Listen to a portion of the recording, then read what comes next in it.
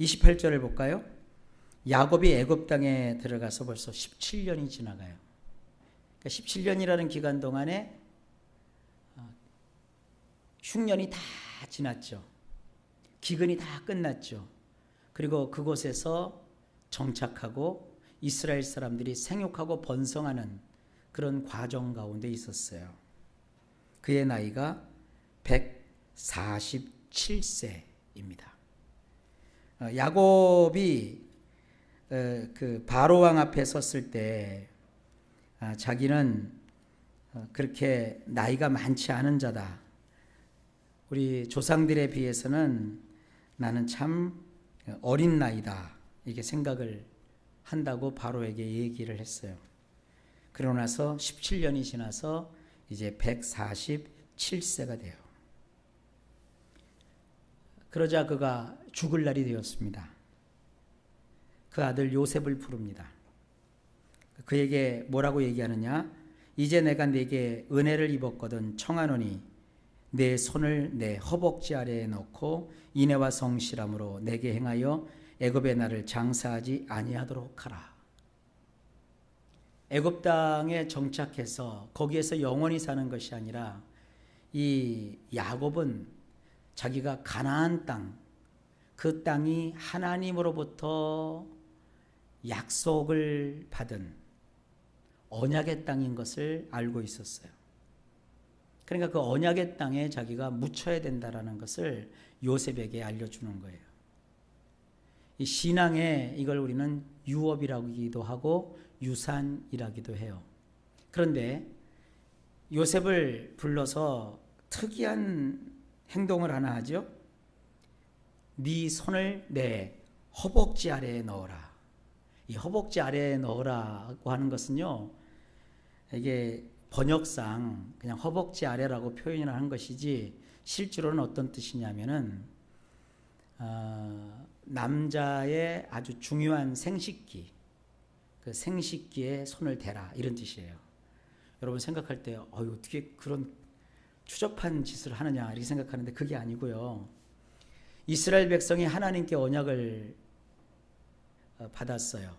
그래서 최초로 모세에게 하나님께서 할례를 행하죠. 할례가 뭡니까? 남자아이의 생식기 가운데 그 표피를 돌칼로 잘라내는 거거든요. 그래서 그 할례를 행하는 이유는 언약의 백성이라는 거예요. 무슨 언약의 백성이냐?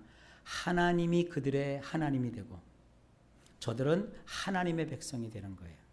그리고 하나님께서 그들을 떠나지 않고 그들과 함께 사시는 거예요. 그걸 쉐키나라고 했어요. 그래서 그들을 통해서 하나님께서 온 세상에 하나님의 인애와 하나님의 자비와 또 하나님의 공의를 널리 알리도록 하셨어요. 이런 사명을 가진 이스라엘은 제사장적인 사명을 갖고 있는 거고, 또 이스라엘 백성들이 이 사명을 감당할 때 하나님께서 그들에게 큰 복을 내리시겠다고 말씀하셨어요. 근데 사실은 이스라엘이 그 사명을 제대로 감당을 못해요. 이 사람들이 하나님께 택함을 받았다는 생각 아래 선민의식을 가져요. 자기들이 굉장히 특별한 자라고 생각을 합니다. 그것이 언제 깨지느냐? 예수 그리스도께서 재림하실 무렵에 큰 환난을 통해서 그들이 그걸 깨요. 그러나 어쨌든 이스라엘은 하나님께서 택하신 선민인데 다른 민족들은 열등하고 이스라엘은 우수해서 선민으로 택하신 것이 아니라 그들을 통해서 온 인류를 하나님께로 돌아오게 하기 위해서 하나님이 그들을 택하신 것이에요. 그래서 그것을 상징하기 위해서 그 생식기에 일부 표피를 떼어서 할례 의식을 행하도록 했어요. 그 뒤로 이스라엘 사람들 그리고 또 고대 근동사회에서는요, 중요한 서약을 할 때, 소위 말하는 하나님의 이름으로 맹세를 할 때 그들 나름대로 일종의 신물을 손에 잡고 맹세를 해요. 우리나라도 옛날 그 고대에 뭐 주몽신화라든지 이런 걸 보면은 그 주몽에 신물 뭐 이런 게 나오죠. 뭐 주몽이 썼던 활, 뭐 이번에 안시성 그 영화에도 보니까 보셨어요? 주몽이 썼다는 그 뭐 활, 또 화살 뭐 이런 게 막 나오고 그래요. 이게 뭔가 특별한 약속이 있을 때 고대인들은 어떤 물건, 특별한 물건의 의미를 부여했어요. 그러나 이스라엘은 어떤 특별한 물건의 의미를 부여하는 것이 아니라 할례받은 백성, 그게 중요한 거예요. 그래서 야곱이 요셉에게 아주 중요한 맹세를 받을 때 할례를 받은 자기 몸의 일부에 요셉이 손을 대게 한 거예요. 이거는 버르장머리 없이 자식이 아버지의 생식기에 손을 댔다, 그게 아니라 아주 중요한 맹세를 할 때 이런 의식을 행했다는 것을 여러분들이 상식적으로 알아두시길 바랍니다. 그러니까 이 약속은 꼭 지켜야 되는 거예요. 그러니까 뭐를 지금 맹세를 받냐 하면은, 내가 죽거든 나를 애굽에서 메어다가 조상의 묘지에 장사하라. 그러니까 요셉이 말해요. 내가 아버지 말씀대로 행할게요. 그것으로 끝나지 않아요. 야곱이 또 얘기합니다. 내게 맹세하라. 맹세까지 해요. 언어로 약속하고 그리고 또 맹세까지 해요. 이 맹세라는 것은요, 굉장한 것입니다. 요즘 사람들도 이 맹세의 중요성을 알 수 있는 게 있어요. 어떤 그 거래를 할 때 계약서를 쓰죠. 갑과 을에 대해서 계약서를 쓴 다음에 맨 마지막에 뭘 하죠? 서명을 해요. 그래서 서명할 때 보면 요즘은 사인을 하기도 하는데, 중요한 것은 사인 갖고도 안 돼요. 도장을 찍어요.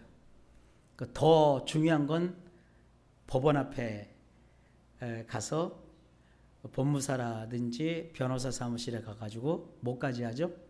공증까지 해요. 그렇게 도장도 찍고 공증까지 한 것을 안 지키면 법적으로 구속돼요. 굉장히 중요한 겁니다. 또 은행에서 대출을 받을 때도 대출서리에 기명, 자기가 사인을 기명하고 날인을 하든지 사인을 해요. 그렇게 된 것은 법적으로 큰 책임을 진다는 거예요. 그러니까 지금 야곱이 요셉을 불러서 자기의 중요한 부위에 손을 대게 하고 그리고 약속하라고 얘기한 다음에 맹세까지 하라고 이야기를 해요. 그러니까 요셉은 이거를 꼭 지켜야 되는 거예요. 이걸 꼭 지켜야 되는 이유가 뭐냐? 첫째로 이스라엘 사람들은 애굽 땅에서 영원히 살지 않는다는 거예요. 요셉이 죽은 뒤에 약 400년이 지난 다음 이스라엘 백성들이 애굽에서 나와요. 물론 이 야곱이 죽었을 때 요셉은 바로 왕에게 허락을 받고서 그 조상들이 묻힌 곳에까지 가서 가나안 땅에 아버지를 묻어요. 이런 모든 과정이 뭐냐면 우리의 조상 아브라함과 이삭과 야곱이 묻힌 그 가나안으로 결국 우리가 가야 된다는 거예요. 이거를 요셉에게 야곱이 자기 몸으로 직접 체험케 한 거예요. 나중에 그 요셉도 이 얘기를 남겨요. 그러니까 여러분, 이게 굉장히 중요한 얘기입니다. 근데 나중에 이스라엘 사람들이 애굽에서 나올 생각을 안 해요. 왜냐하면 거기서 430년간 있는데, 생각해 보세요. 한 지역에서 430년간 자녀를 낳고 생활했단 말이에요. 터를 잡았다고요. 근데 거기서 누가 빠져나가려고 하겠어요? 그러니까 하나님이 어떻게 하십니까? 요셉을 알지 못하는 왕을 세워요. 그래서 사람의 말로 표현할 수 없는 어마어마한 박해와 핍박을 받게 해요. 그래서 그들이 하나님께 도움을 청해요. 그래서 그들에게 구원자를 보내주죠. 그게 누굽니까? 모세잖아요.